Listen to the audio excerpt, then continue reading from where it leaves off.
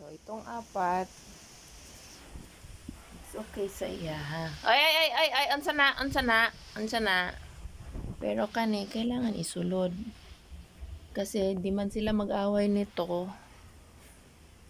Pag nandito sila sa labas, sa loob lang sila nag-aaway talaga. Laro naman sila ng laro doon. Yung itim tsaka yung dalawang tukmol, laro sila ng laro. Ngayon, ang mga bato, mga bungkag. Maong di sila pwede yun mag-ipon tanan. Tapos kaning mga nasa loob ng cage, dili gid na kasundo. O nang katong pag-abot ni Mama Dog, katong puti.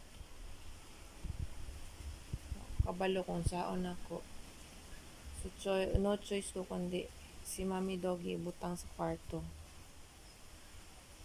Para siya ang mag-occupy sa cage ni Jackie. Kay Jackie man to.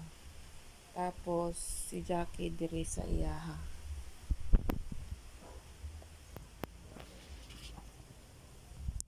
Diba? Kaya, yung mga taong nagsasabi na kunin mo na, contain mo na, papa-adapt. Ko, walang mag-a-adapt ng ng mga aspin na dog. Itong puppy, pinapa-adapt ko nga to eh. Kapon pa ha, vaccinated pa. A-adapt to pero sinauli. Kasi nung pina-adapt ko siya, parang doubt ako. Kaya sabi ko, pag may problema at hindi kaya, isauli. Tapos yun, sinauli nila after 2 days yata yun. Wala, dito na to lalaki. Kaya ganun ang nangyayari sa mga nagre-rescue at sa mga shelter. Ang mga tao, ang bilis nilang makapagsabi, kunin, i-rescue. Hindi nila alam kung gaano kahirap yung pinagdadaanan ng mga rescuer. Habang nasa puder nila. Bukod doon sa pagkain, yung management para di sila mag-aaway-away, saan ilalagay. Kasi kung bagong salta, hindi naman nila friend yun. May mga bagong salta na masiga, kagaya nitong si Jackie.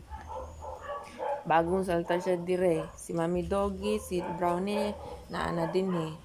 Pero pagdating niya, hinahabol niya silang panda. Nakalis siya, hawak-hawak ko. Habulin niya sila panda. Si Baboy. Shing-Shing, hindi ko hinayaan na lumabas. Kasi iba ang ugali ni Shing-Shing. Siya. Di man ang sa ni mong anak. Brownie, no, ha? Si Brownie gagagrowl siya sa puppy. Pero confident ako kasi babae yan, hindi lalaki. Tsaka tuta pa. Tsaka to, good boy kasi to. Imaginin mo. Nung pinasok ko siya, mailap to sa tao. Shh, no, dili ilabtan si papi, ha? Shh, no, come on, Okay.